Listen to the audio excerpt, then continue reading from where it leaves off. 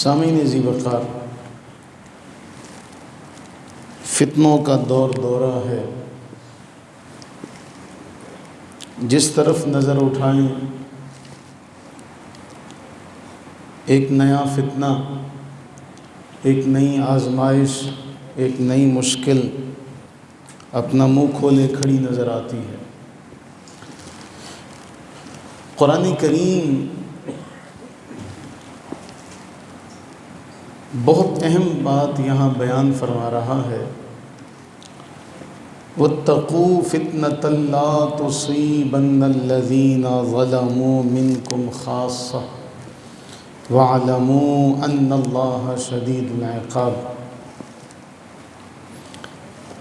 اللہ تعالیٰ جل وعلا فرما رہا ہے، اور بچو اس فتنے سے، اس آزمائش سے، اس بگاڑ سے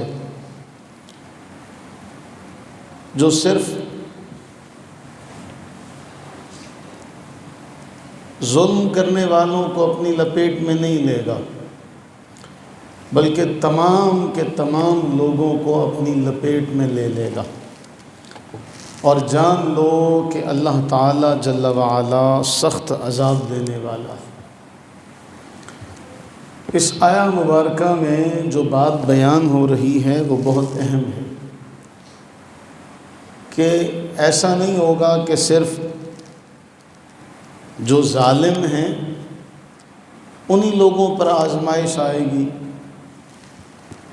وہی لوگ عذاب میں مبتلا ہوں گے، یا وہی لوگ فتنے کا شکار ہوں گے۔ فرمایا سب کے سب اللہ تعالیٰ سب کو اپنی لپیٹ میں لے گا، سب کو اس فتنے کی لپیٹ میں لے گا۔ ہم دیکھتے ہیں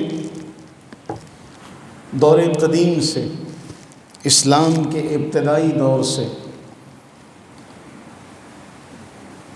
فتنوں کی یلغار انسان کے عقیدے پر، اس کے عمل پر، اس کی سوچ پر اثر انداز ہوتی ہے، اور ایسی آزمائش جو عقیدے کے اعتبار سے انسان کی زندگی پر اثر انداز ہو، وہ آزمائش بہت خطرناک ہوا کرتی ہے، کہ انسان کا عقیدہ بدل جائے، وہ کسی تذبذب میں آ جائے۔ ہر دور کے فتنے اس دور کے حالات اور واقعات کے اعتبار سے ہوا کرتے ہیں، اور ہر دور میں فتنوں سے نمٹنے کی حکمت عملی الگ الگ ہوا کرتی ہے۔ ہم دیکھتے ہیں اسلام کے ابتدائی دور میں حضرت سیدنا صدیق اکبر رضی اللہ تعالی عنہ خلافت کا جب معاملہ سنبھالتے ہیں تو ابتدائی دور میں منکرین زکوٰۃ، ان لوگوں کا فتنہ، پھر مسیلمہ کذاب کا فتنہ، فتنہ ارتداد، یہ سارے فتنے، اور حضرت سیدنا صدیق اکبر رضی اللہ تعالیٰ عنہ نے ان تمام فتنوں کا سامنا کیا۔ تو ہر دور میں فتنے بدلتے رہے، اور نبی سرور عالم صلی اللہ علیہ وآلہ وبارک وسلم نے اپنی امت کو واضح طور پر فرمایا۔ سنن ابن ماجہ کی حدیث نمبر ہے 4035۔ اللہ کے نبی سرور عالم صلی اللہ علیہ وسلم فرماتے ہیں، لم یبق من الدنیا الا بلاء و فتنہ، کہ دنیا صرف اور صرف فتنے اور آزمائش کی جگہ رہ جائے گی۔ دنیا صرف فتنہ، صرف آزمائش، بس یہی یہاں پر باقی رہ جائے گا۔ ان احادیث کو آج کے زمانے کے اعتبار سے، آج کے دور اور حالات کے اعتبار سے دیکھیں کہ نبی سرور عالم صلی اللہ علیہ وسلم نے فرمایا زندگی دنیا کی صرف فتنہ، آزمائش۔ آج دیکھیں قدم قدم پر آزمائش، قدم قدم پر فتنہ، اور جو قرآن نے بیان کیا اگر اسی آیت پر غور کریں، قرآن فرماتا وَاتَّقُوا فِتْنَةً، یہاں فتنے سے مراد آزمائش بھی ہے، فساد بھی ہے، بگاڑ بھی ہے، اجتماعی طور پر بھی۔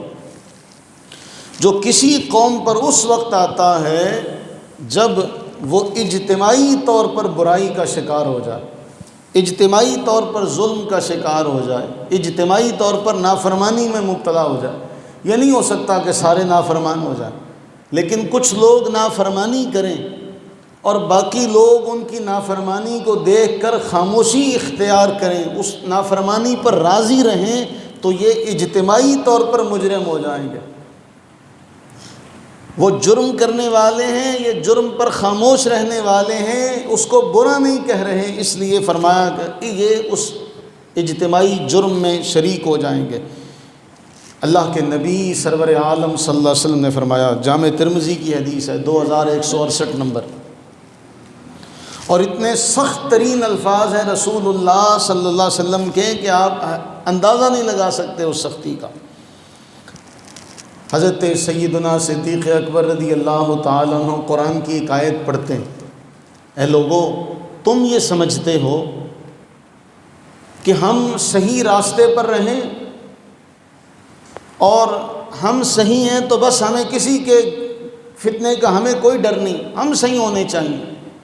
حضرت سیدنا صدیق اکبر رضی اللہ تعالیٰ عنہ فرمانے لگے، میں نے رسول اللہ صلی اللہ علیہ وسلم کو یہ فرماتے ہوئے سنا کہ اللہ کے رسول صلی اللہ علیہ وسلم نے فرمایا، ان الناس اذا رأوا ظالم، کہ بے شک لوگ ظالم کو دیکھیں، فلم یأخذوا علی یدیہ، اور اس ظالم کو اپنے ہاتھ سے نہ روکیں، اوشکا ان یعمہم اللہ بعقاب منہ، فرمایا پھر ڈرنا چاہیے کہ اللہ تعالیٰ سب کو اپنی گرفت میں لے لے گا،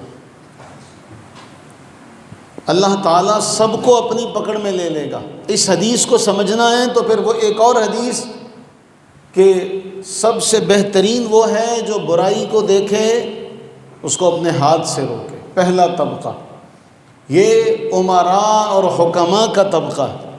دوسرا وہ جو برائی کو دیکھے اس کو اپنی زبان سے برا کہے، یہ علماء، فقہاء، مفتیان اعظام کا طبقہ ہے۔ تیسرا فرمایا نہ وہ ہاتھ سے روک سکے نہ وہ زبان سے روک سکے لیکن دل میں برا جانتا ہے، اس کو اللہ کے نبی سرور عالم صلی اللہ علیہ وسلم نے سب سے کمزور ترین درجہ ایمان کا قرار دیا ہے، سب سے کمزور ترین درجہ۔ تو قرآن کریم میں اللہ تعالیٰ نے فرمایا اس فتنے سے، اس آزمائش سے ڈرو جس کا شکار سب کے سب ہو جائیں گے، کوئی صرف ظالم ہی نہیں آئیں گے اس پکڑ میں، ان ظالموں کو ظالم نہ کہنے والے بھی اس فتنے کا شکار ہو جائیں گے، اس آزمائش میں وہ بھی مبتلا ہو جائیں گے۔ تو یہ آیت ہمیں بنیادی طور پر یہ سبق دے رہی ہے کہ ہم اگر برائی کو دیکھیں تو اگر اللہ نے ہمیں حیثیت اور اختیار دیا ہے ہاتھ سے روکنے کا تو اس کو ہاتھ سے روکا جائے، اگر ہاتھ سے روکنے کی حیثیت نہیں ہے تو ہم اس کو زبان سے برا کہیں، اگر زبان سے ہم اس کو برا نہیں کہہ سکتے تو ہم اس کو دل میں برا جانیں۔ یہ کمزور ترین درجہ اللہ کے نبی علیہ السلام نے بیان فرمایا، کیونکہ ایمان لانے کے بعد بھی آزمائش تو ہے۔ قرآن کریم نے واضح طور پر فرمایا کہ ایمان کی آزمائش کے لیے بھی فتنے آئیں گے۔ احسب الناس، لوگوں نے کیا گمان کر لیا، ان یترکوا ان یقولوا آمنا، کہ وہ یہ کہیں گے کہ ہم مومن ہیں تو انہیں چھوڑ دیا جائے گا، انہیں آزمایا نہیں جائے گا۔ اس آیت کے تحت مفسرین نے لکھا کہ ایمان کے بعد بھی فتنے آئیں گے تاکہ ایمان کی آزمائش کی جا سکے کہ ایمان کتنا ہے، یہ ایمان بھی ہے یا صرف زبانی دعویٰ ہے، جس کو قرآن کریم نے فرمایا ہم دیکھنا چاہتے ہیں کہ دیکھیں تو صحیح اپنے دعوے میں کس قدر سچا ہے۔ یہ تو نہیں ہے کہ آزمائش آئی تو آزمائش کے بعد اللہ تعالیٰ کا منکر ہو گیا، کہیں ایسا معاملہ تو نہیں ہے، اس لیے فرمایا کہ آزمائش تو آئے گی۔ تو فتنے ایمان کی آزمائش کے لیے بھی ہوتے، اور وہ حدیث وہ حدیث آج کے دور پر پوری طرح سے ہمیں صادق ہوتی نظر آتی ہے کہ اللہ کے نبی سرور عالم صلی اللہ علیہ وسلم نے فرمایا تھا نیکی کے اعمال میں جلدی کر لو، بادروا بالاعمال، نیکی کے اعمال میں جلدی کرو، اس لیے جلدی کرو کہ بعض فتنے ایسے ہوں گے کقطع اللیل المظلم، اندھیری رات، ایک تو رات ہے، دوسرا اس کو مظلم کہا، اندھیری رات، تاریک رات، ایسے فتنے ہوں گے کہ صرف رات نہیں ہوگی بلکہ تاریک رات ہوگی۔ آپ آگے بھی ہم پڑھیں گے، آج کا دور دیکھ لیں، جتنے ہمارے پاس ذرائع ہیں خبر کے، ہونا تو یہ چاہیے تھا کہ جب خبر کے ذرائع بڑھ جائیں تو خبر کا معیار ہونا چاہیے، لیکن آج بلا تصدیق کے، بلا تحقیق کے ہر خبر کا ذریعہ ہمارے پاس موجود ہے، اور سچی جھوٹی ہر طرح کی خبر آپ کو سننے کے لیے ہمہ وقت دستیاب ہے۔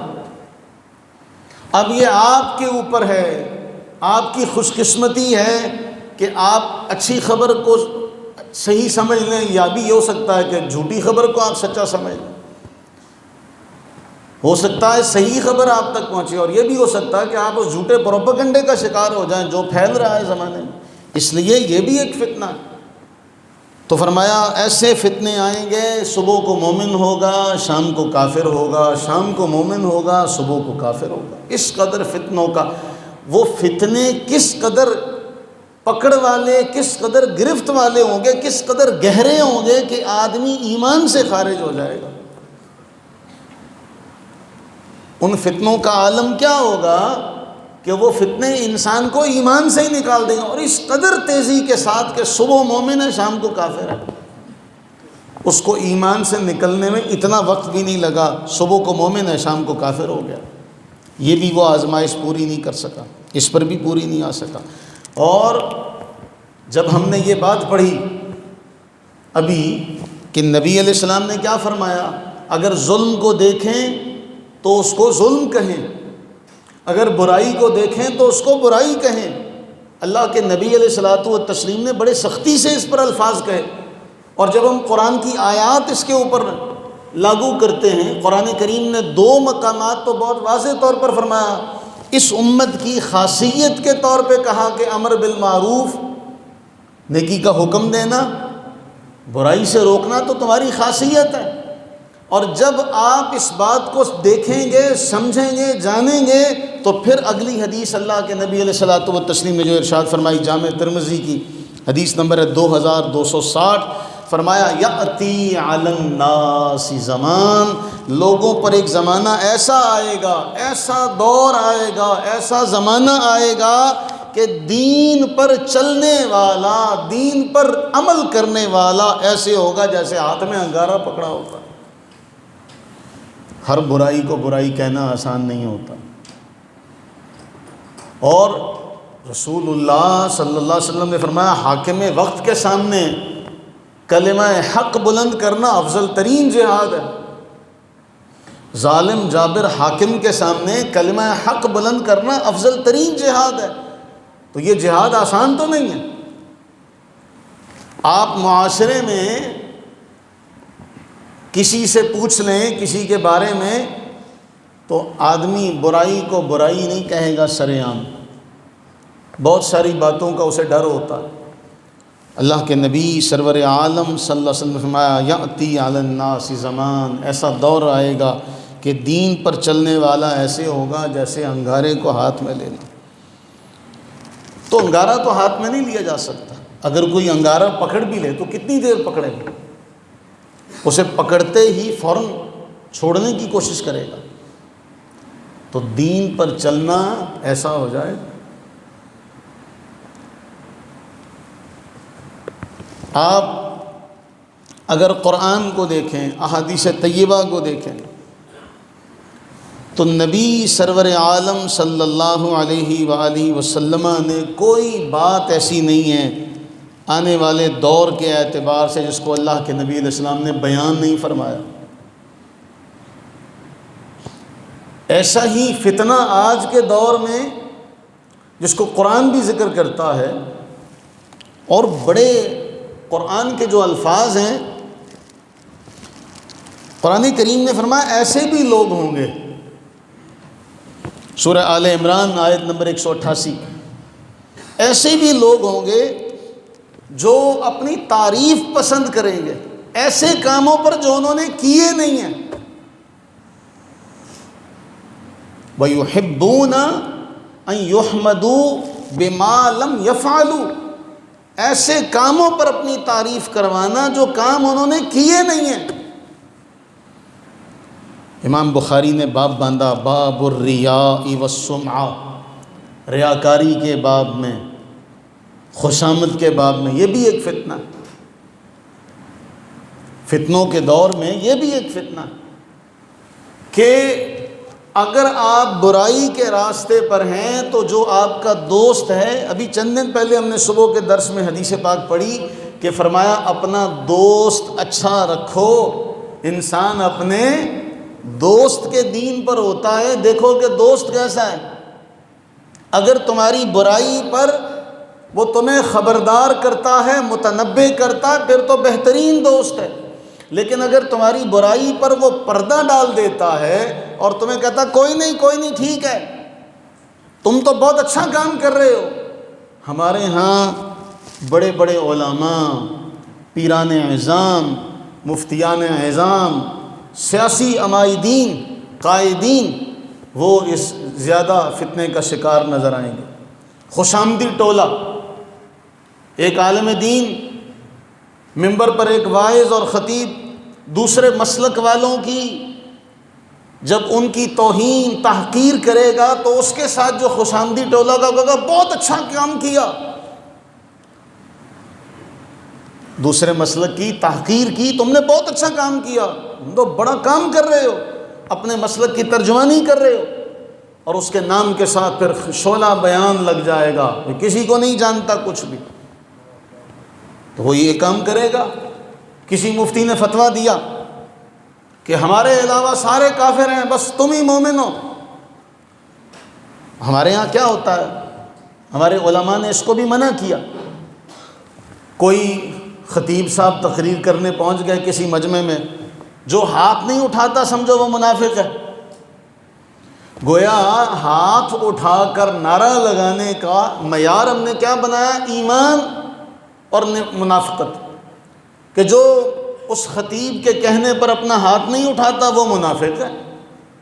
اب جو بیٹھے ہیں دوسرے وہ بھی ہاتھ اٹھائیں گے، بھئی اگر ہاتھ نہیں اٹھائیں گے تو اس کی نظروں میں آ جائیں گے، یہ ہمیں منافق کہہ دے گا۔ سیاسی قائدین نے کوئی پھڑ ماری، کوئی لاف زنی کی تو اس کے بھی چیلے چانٹے ہوں گے، بڑا کام کیا۔ امام بخاری رحمہ اللہ نے جو حدیث یہاں نقل کی صحیح بخاری میں 6499 نمبر ہے، قال النبی صلی اللہ علیہ وسلم، حضرت سلمہ کہتے ہیں میں نے حضرت سیدنا جندب رضی اللہ تعالیٰ عنہ سے سنا، اور وہ کہتے ہیں میں نے صرف رسول اللہ علیہ السلام سے یہ بات سنی، اور رسول اللہ صلی اللہ علیہ وسلم نے یہ ارشاد فرمایا، سنو، من سمع اللہ بہ ومن یرائی یرائی اللہ بہ۔ دو مختصر سے جملے فرمایا، جو اس لیے کام کرتا ہے نا لوگوں کو پتہ چلے، لوگوں کو پتہ چلے، لوگوں کے اندر میری بلے بلے ہو، لوگ میرے واہ واہ کریں، لوگ میری خوشامد پر اتریں، لوگ میری تائید کریں، فرمایا اللہ تعالیٰ پھر اس کا عمل دکھا دے گا قیامت کے دن، دیکھ یہ لوگ تھے جن کو تو نے دکھانے کے لیے کام کیا تھا، ان لوگوں کی خوشامد، ان لوگوں کو راضی کرنے کے لیے، ان کی واہ واہ کے لیے تو نے یہ کام کیا تھا۔ اور شارحین حدیث لکھتے ہیں اللہ تعالیٰ لوگوں پر اس کا عمل واضح کر دے گا کہ دیکھو اس کا یہ عمل، اس میں صداقت کتنی تھی، اس میں سچائی کتنی تھی۔ اور کل قیامت کے دن جب اللہ تعالیٰ کسی کے اعمال لوگوں کے سامنے یہ کہہ کر ظاہر فرمائے کہ یہ عمل اس کا لوگوں کے لیے تھا، اور قرآن نے اس حوالے سے بڑا سخت جملہ فرمایا، فلا تزکوا انفسکم، اے مینا اپنی پاکی بیان کیا کرو کہ میں بہت نیک ہوں، پرہیزگار ہوں، متقی ہوں۔ ہوا اعلم بمن اتقی، وہ جانتا ہے، خوب جانتا ہے کہ تم میں اس سے ڈرنے والا کون ہے، پرہیزگار کون ہے۔ اللہ کے سامنے یہ باتیں ظاہر نہ کیا کرو۔ ہمارے ہاں آج ہم دیکھتے ہیں کہ اللہ تعالیٰ کے لیے کیا جانے والا عمل کتنا ہے اور لوگوں کے لیے کیا جانے والا عمل کتنا ہے، اور سیاستدان ہو گئے، پیران اعظام ہو گئے، وہ اس میں زیادہ اس فتنے کا شکار آج کے دور میں آپ کو نظر آئیں گے۔ وہ برائی بھی کریں گے تو ان کی برائی کو برائی کہنے والا آپ کو کسی دور میں نظر نہیں آئے گا۔ آپ تاریخ اٹھا کر دیکھ لیں، ہمارے دور سے اگر ان حکمرانوں کے نام لیے جائیں تو ضیاء کے دور سے آج تک جتنے بھی حکمران آئے، جس بھی حاکم نے کوئی کام کیا، اس کے حاکم کو اس کام کو اچھا کہنے والے لاتعداد لوگ آپ کو ہر دور میں نظر آئیں گے۔ جب تک وہ اقتدار پر ہے تو وہ کام اچھا ہے، جیسے ہی وہ اقتدار سے باہر نکلا اس کا وہ کام برا ہو جائے گا۔ یعنی معیار کیا ہے اچھائی کا؟ معیار اس کا ہے حکومت پر براجمان ہونا، اس کا اقتدار میں ہونا۔ اسی لیے اللہ کے نبی سرور عالم صلی اللہ علیہ وسلم نے فرمایا، ایاکم والتماتع، ایویں نہ کسی کی تعریف کیا کرو، اس سے بچو، فإنہ الذبح، یہ تو ذبح کر دینے والی ہے، یہ تو اگلے کو مار دینے والی ہے۔ اور ہمارے ہاں یہی ہوا کہ ہم نے کیا کیا؟ بلا وجہ کی اگلے کے غلط کام پر بھی بلا وجہ اگلے کی تعریف شروع کر دی۔ تو یہ سارے کے سارے خوش نما فتنے ہیں، جن فتنوں میں میں، آپ، ہم سارے کے سارے مبتلا ہو گئے۔ انہی فتنوں میں سے نبی سرور عالم صلی اللہ علیہ وسلم نے ایک بات بیان فرمائی، اسے امام طبرانی نے اپنی کبیر میں نقل کیا، طبرانی کبیر میں، اور یہ کئی بار امام طبرانی اس کو لے کر آئے۔ اور اس روایت میں اللہ کے نبی سرور عالم صلی اللہ علیہ وسلم نے وہ بات بیان فرمائی کہ الامان والحفیظ، اس کی سنگینی کا آپ اندازہ نہیں لگا سکتے۔ میں اس بات کے بیان کرنے سے پہلے ایک اور بات بطور تمہید، اللہ کے نبی سرور عالم صلی اللہ علیہ وسلم نے کوئی موت کی تمنا نہ کرے، کوئی موت کی تمنا نہ کرے، کوئی موت نہ مانگے۔ متعدد روایات ہیں، کیوں؟ زندگی ہے۔ ابھی ہم نے چند دن پہلے حدیث پاک پڑھی تھی کہ ایک بھائی شہید ہوا اور دوسرا 1 سال کے بعد طبعی موت رخصت ہوا۔ تو وہ جو طبعی موت رخصت ہوا تھا، اس کو ایک صحابی نے دیکھا کہ وہ جنت میں ہے، وہ بڑا حیران ہوا کہ اس کا بھائی شہید ہوا تھا، یہ اس کے سال بعد طبعی طور پر فوت ہو رہا، یہ اس سے پہلے جنت میں کیسے؟ رسول اللہ صلی اللہ علیہ وسلم سے عرض کیا تو حضور نے فرمایا، سال کی نمازیں، سال کے روزے، اس کی سال کی نمازیں، اس کے سال کے روزے تجھے نظر نہیں آئے؟ وہ نہیں دیکھتے؟ تو کہا گیا موت کی تمنا نہ کرو، کسی کو زندگی ملی ہے تو اس کو نیک اعمال سے مزین کرے، آراستہ کرے، پھر بھی اگر ضروری ہو تو فرمایا یوں دعا کیا کرو، اے اللہ اللہم احیینی، اے اللہ مجھے زندگی عطا فرما اگر زندگی میرے لیے بہتر ہے، ما کانت الحیات خیرا لی، اے اللہ میری زندگی بہتر ہے تو زندگی عطا فرما، وتوفنی اذا کانت الوفات خیرا لی، مجھے فوت کر دے اگر فوت ہونا میرے لیے بہتر ہے۔ لیکن یہ جو روایت ابھی میں آپ سے ذکر کرنے لگا ہوں، یہ وہ فتنے ہیں، حضور نے مجموعی طور پر کیا فرمایا؟ کوئی موت کی تمنا، لیکن یہ ایسے سنگین فتنے ہیں کہ حضور نے فرمایا یہ فتنے دیکھو تو تم تمنا کرو کہ یا اللہ موت دے دے، یا اللہ موت دے دے۔ مجموعی طور پر تعلیم کیا ہے؟ موت نہیں مانگنی، مانگنی بھی پڑے تو یہ دعا کرو، اے اللہ جب تک زندگی بہتر ہے زندگی دے، جب مرنا بہتر ہے تو موت دے دے، لیکن زندگی کی قدر کرنے کا کہا گیا۔ ان فتنوں کی سنگینی کا عالم یہ کہ ایک روایت میں فرمایا اس سے پہلے موت کی تمنا کر لینا۔ اب وہ فتنے ایسے ہیں آپ کو یوں لگے گا جیسے آج کے دور کی تصویر اللہ کے نبی علیہ السلام نے آپ کے سامنے رکھ دی۔ فرمایا یہ الفاظ کی ترتیب آگے پیچھے ہے، 5-6 روایات ہیں، امام طبرانی نے ان کو نقل کیا۔ سیدنا عابس رضی اللہ تعالیٰ اس کے راوی ہیں، فرمایا وہ فتنے کون سے ہیں؟ عند امارت السفہاء، جب بے وقوفوں کی حکومت آ جائے، جب بے وقوفوں کی حکومت آ جائے تو کیا کرو؟ موت کی تمنا کرو۔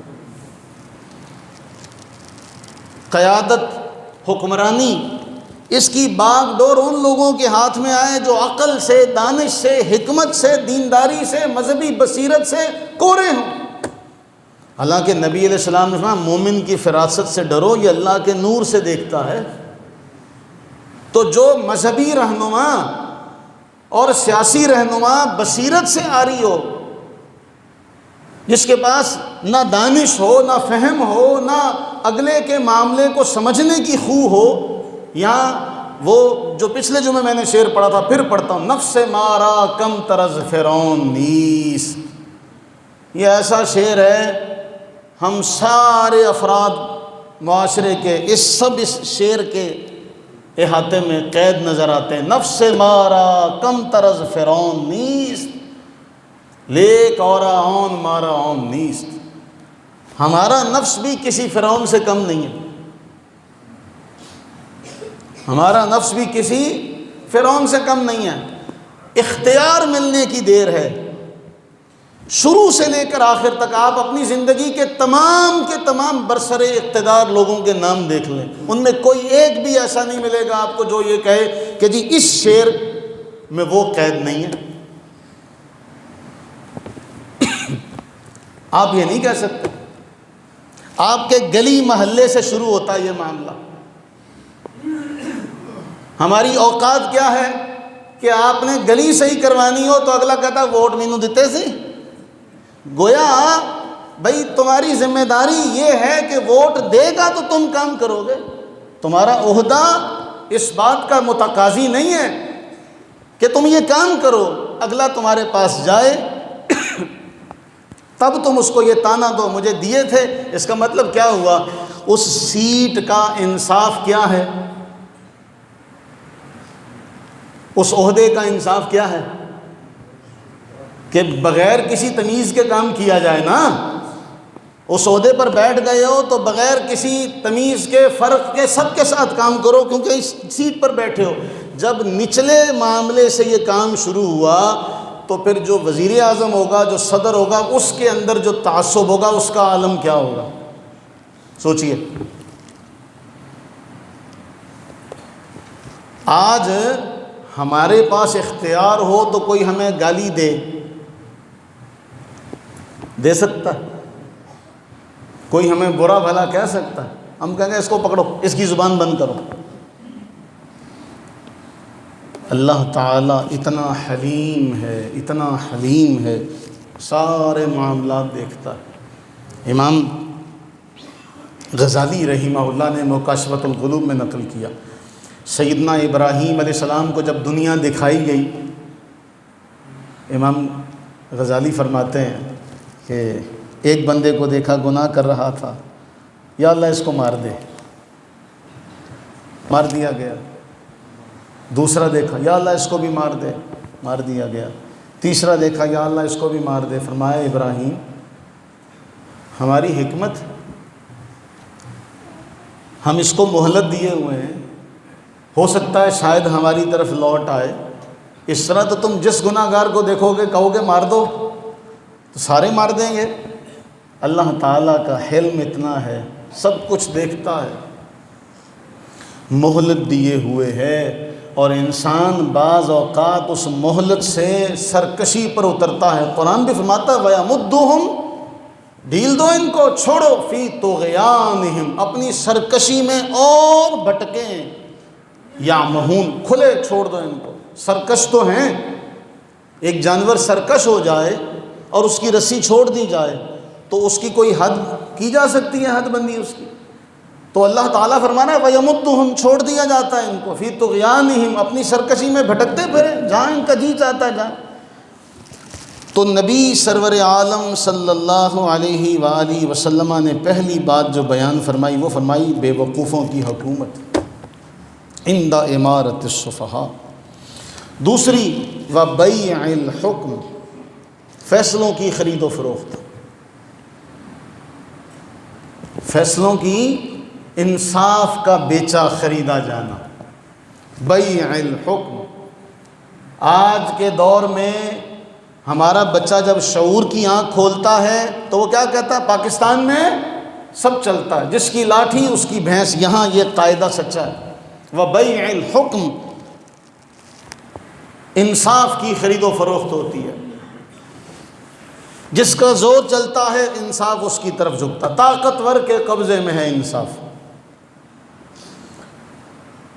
آج بھی آپ دیکھیں، ہم برملا کئی بار یہ بات کہہ چکے ہیں، کئی بار یہاں پر یہ بات کہی گئی، آج بھی آپ سڑکوں پر نکلیں یہ وارڈن بیچارے ان سب کا زور موٹر سائیکل والوں پر اترے گا، اس کو روکیں گے تو یہ اپنی فرعونیت ظاہر کریں گے اور ایسے اس کے ساتھ برتاؤ کریں گے جیسے پتہ نہیں دنیا بھر کا جرم اس نے کیا، اور اس سے بھی مظلوم وہ رکشے والا ہوگا جو لوڈر رکشے والا ہوگا یا جو دوسرا رکشے والا ہوگا، اس کو جب روکیں گے پتہ ہے نا یہ مڑا آدمی ہے، ظاہر ہے کمزور ہے اسی لیے رکشہ چلا رہا ہے نا، کمزور ہے اسی لیے بائک پر ہے، اس کو روکیں گے تو اس کے ساتھ برتاؤ ایسا ہوگا جیسے سارے جہان کا سب سے بڑا دہشت گرد یہی ہے۔ اور یہی جب کار والا گزرے، آپ کو پتہ ہے ایک عرصہ پہلے میں نے ایک بات کہی تھی کسی کے حوالے سے، آپ کے پاس بڑی گاڑی ہے تو آپ کو یہ اختیار ہے کہ آپ وارڈن کو کچل کے چلے جاؤ، کوئی آپ کو روکے گا نہیں۔ اگر آپ کے پاس گاڑی نہیں ہے تو رک جاؤ، اس لیے کہ اس کے پاس قانون کا ڈنڈا ہے، وہ آپ کو اتنا بڑا دہشت گرد ثابت کرے گا کہ آپ نسلوں تک یہ الزام اپنے آپ سے دھو نہیں سکیں گے کہ یہ سب سے بڑا مجرم ہے۔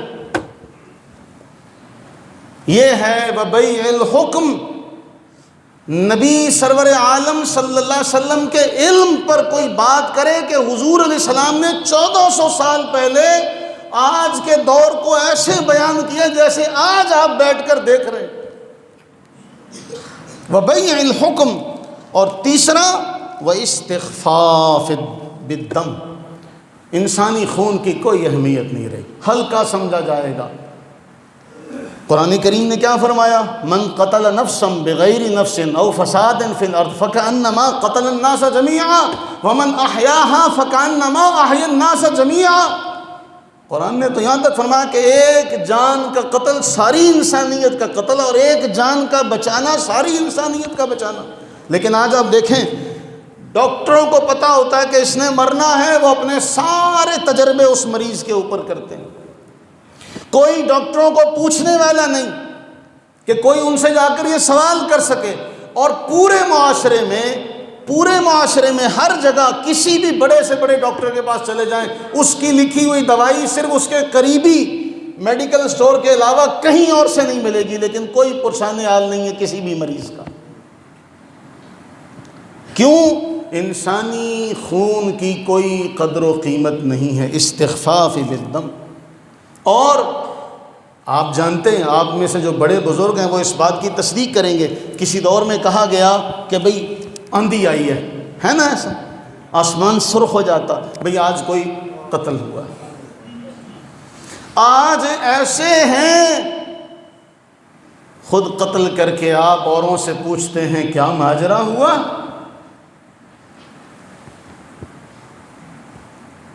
آج پوچھتے ہیں اس لیے کہ مدعی بھی تم ہو، قاضی بھی تم ہو، منصف بھی تم ہو، تم چاہو تو کسی راہ چلتے ہوئے کو کہو کہ اس نے 10 قتل کیے ہیں، اس نے 10 ڈاکے مارے ہیں، کوئی بھی اس کی حمایت میں کھڑا نہیں ہوگا، کیونکہ تمہارے پاس آج اختیار ہے۔ اور ہم نے یہ بات دیکھی، شاید آپ کو یہ بری لگے، آپ کے سماعتوں کو بری لگے، ہم نے جس دور میں یہاں نئے نئے آئے، آج سے 26 سال پرانی بات، مسجدوں کا ڈیٹا اکٹھا ہوا۔ اچھا، ہم تو کئی بار یہ بات کہہ چکے ہیں کہ یہ ممبر ہے ہی حکمرانوں کا، تنخواہ دار امام کا، جو آپ سے تنخواہ لے وہ آپ کو کیا کہہ سکتا؟ بولیے، آپ سے ایک بندہ تنخواہ لیتا ہو تو وہ ڈرتا ہوا آپ کو کسی بات سے روکے گا، آپ ناراض ہو گئے تو آپ نے کہا لے ابھی اس مہینے میں تمہیں پیسے نہیں دینے. ہے ایسا کہ نہیں ہے؟ ہم تو کہتے ہیں ہر علاقے کا ایم این اے ایم پی اے یہ ممبر پر بیٹھیں، کچھ تے حیا کرنگے ممبر دا، کہ بھئی کچھ تو حیا ہوگا ممبر کا، کہ ممبر پر بیٹھنا ہے، اللہ کے نبی کے مصلی پر کھڑے ہونا ہے، ہم جھوٹ نہ بولیں، ظلم نہ کریں، کچھ تو حیا ہوگا. ڈیٹا اکٹھا ہوا مسجدوں کا، یہ بات سننے میں آئی جی حکومت چاہتی ہے کہ ساری جو مساجد ہیں ان کا خرچہ اٹھایا جائے. ہر مسجد کا ڈیٹا اکٹھا کیا گیا، مسجد کا رقبہ لکھا گیا، مسجد کے مؤذن کوئی ہے، مسجد کے خادم کتنے ہیں، کمیٹی کون کون سی ہے، امام کون ہے، خطیب کون ہے. جب یہ ساری کارروائی کر لی گئی نا، اس کے بعد کیا ہوا، کچھ ماہ گزرنے کے بعد ہر جمعے 20-25 خطیبوں پر پرچہ، ہر جمعے 20-25 بول پو وہ تاڑے تے نہیں سی ہوئے، ہر جمعے 20-25 خطیبوں پر پرچہ. الحمدللہ ساڑھے تے بھی ہوئے ہیں 20-25 خطیبوں پر پرچہ. وہ تھانے میں بیٹھے ایسے عادل، ایسے نیک، منصف، کیونکہ انہوں نے کون سا مر کے اللہ کے ہاں جواب دینا، نہ ان کے بڑوں نے دینا نہ ان کے بڑوں نے دینا. انہوں نے حکم جاری کیا، تھانے میں بیٹھ کر پرچے لکھے جاتے رہے. ان میں کئی ایسے بھی تھے جو اس 5-6 ماہ میں بیچارے فوت ہو گئے. اب پرچے میں آتا اس خطیب نے فلاں دن حکومت کے خلاف ممبر پر بیٹھ کر فلاں الفاظ کہے، پتہ چلتا ہے یہ تو 2 مہینے پہلے فوت ہو چکے. یہ ہمارا نظام ہے، یہ ہمارا نظام ہے. جڑا ساڈے تے ہویا سگا اتوار کے دن، کس دن؟ اتوار کے دن 12 بجے مانا والا میں ٹیم گشت کر رہی تھی. 12 بجے یہاں کے اسپیکروں پر حکومت کے خلاف بیان بازی ہو رہی تھی. مانا والا سے ٹیم سن کے یہاں پہ آئی تو انہوں نے پرچہ درج کیا. ساڈے ہوں پوچھو بھائی اگلی گھڑی چ آواز نہیں جاندی. یہ ہمارے ہاں انصاف ہے. اگلا جملہ کہوں حدیث کا، وَكَثْرَةِ الشُّرَطِ. اللہ کے نبی علیہ السلام میں پولیس کی کثرت، شرطوں کی کثرت، شرطوں کی کثرت. آپ زمانہ پیچھے چلے جائیں، سوائے پولیس کے اور کوئی ادارہ نہیں تھا، ہے نا. آج تحفظ کے نام پہ کتنے ادارے بن گئے، کتنے ادارے بن گئے، لیکن کیا چوری چکاری بدامنی اس میں کمی ہوئی؟ واللہ میں جب یہ حدیث پڑھ رہا تھا، اللہ کے نبی علیہ السلام نے اس دور میں فرمایا کہ پولیس کی کثرت ہو جائے گی اور یہ وہ چیزیں ہیں جو فساد کا ذریعہ بنے گی. حالانکہ محافظوں کا زیادہ ہونا تو تحفظ کی ضمانت ہے. یہاں آپ دیکھیں کہ رسول اللہ صلی اللہ علیہ وسلم کثرت شراطین کی کثرت ہو جائے گی. آج آپ دیکھیں ہمارے ایک دوست ہیں، انہوں نے ایک لطیفہ سنایا. کہا کسی دور میں ایک بادشاہ تھا، تو بادشاہ کا جو طبقہ تھا خوشامد پرست تھا. انہوں نے بادشاہ کو اپنے شیشے میں اتارا ہوا تھا. تو بادشاہ سے کہنے لگے جی بادشاہ سلامت، اتنے محکمے بن گئے ہیں، اتنے محکمے بن گئے ہیں، یہ اتنے سارے محکمے تو آپ کے خزانے پر بوجھ ہیں، تو ایسا کیوں نہ کیا جائے کہ ان محکموں کو ختم کر دیا جائے تاکہ خزانے پر بوجھ کم ہو. بادشاہ نے، چونکہ بادشاہ کی آنکھ کان یہ لوگ تھے، میں اس کے بعد اس ضمن میں آپ کو ایک حدیث سناتا ہوں. تو بادشاہ نے کہا اچھا ایک محکمہ اور بنایا جائے تاکہ دیکھا جائے کہ کون کون سا محکمہ ختم کرنا ہے. ایک محکمہ اور بنایا جائے تاکہ یہ سوچے کہ کون کون سا محکمہ ختم کرنا ہے۔ تو ہمارے ہاں بھی پولیس محافظین بڑھتے جا رہے ہیں، کبھی فلانی فورس، کبھی فلانی فورس، کبھی فلانی فورس، لیکن جرم ہے کہ کسی کے قابو میں نہیں آتا۔ اگر وہی صحیح ہو جائیں جو سب سے پہلے تھے تو مجال ہے کہ کوئی جرم کر جائے۔ اللہ کے نبی سرور عالم صلی اللہ علیہ وسلم نے ایک موقع پر فرمایا کہ میں مفہوم عرض کر رہا ہوں، ابو بکر و عمر کے بارے میں فرمایا کہ یہ میری آنکھ اور بصارت ہے، یہ میری، یہاں محدثین نے لکھا اور یہاں صوفیاء نے لکھا، شیخ ابن عربی نے لکھا اور بڑا کمال کا جملہ لکھا، کہا لوگو تمہاری سماعت و بصارت بھی ایسی ہونی چاہیے کہ تمہارے دوستوں میں بھی ایسے دوست ہوں جو ابو بکر و عمر کی طرح سچے اور صاف گو ہوں، تاکہ تمہاری سماعت اور بصارت ٹھیک ہو۔ اللہ کے نبی صلی اللہ علیہ وسلم کثرت الشرط وقطیعۃ الرحم، قطع رحمی، صلہ رحمی تو ختم، قطع رحمی، ہر بات پر جو رشتے ہیں ناطے ہیں ان کو توڑا جائے گا۔ اور پھر فرمایا قرآن مجید کو گا گا کر پڑھا جائے گا، قرآن مجید کو گا گا کر پڑھا جائے گا۔ آج کے دور میں دیکھیں الامان والنفیس، اور پھر فرمایا ایسے نوجوانوں کا فتنہ آئے گا جو قرآن کو ہی بانسری بنا لیں گے اور نہ فقیہ ہوں گے نہ عالم ہوں گے، نہ فقیہ ہوں گے نہ عالم ہوں گے، اور وہ قرآن کو کیا بنائیں گے؟ معاذ اللہ العیاذ باللہ بانسری بنائیں گے اور گا گا کر لوگوں کو قرآن سنائیں گے۔ فرمایا جب یہ دور آ جائے تو ایک روایت میں ہے کہ تمنا کرو اللہ سے کہ اللہ تمہیں موت دے دے۔ آپ اندازہ کیجئے کہ کیسا دور آ چکا ہے۔ الامان والنفیس۔ اب ان ساری باتوں کو آج کے دور میں رکھیے کہ رسول اللہ صلی اللہ علیہ وسلم نے 1400 سال پہلے یہ باتیں بیان فرمائی، یہ ساری آج کے دور میں ایسے ہیں کہ ان میں ایک بال کے 100ویں حصے کے برابر بھی کوئی آپ کو شک شبہ نہیں ملے۔ یہ ہے اللہ تعالیٰ نے اپنے محبوب کو جو علم عطا فرمایا تھا، اس کی آپ ایک جھلک دیکھیں اس حدیث میں۔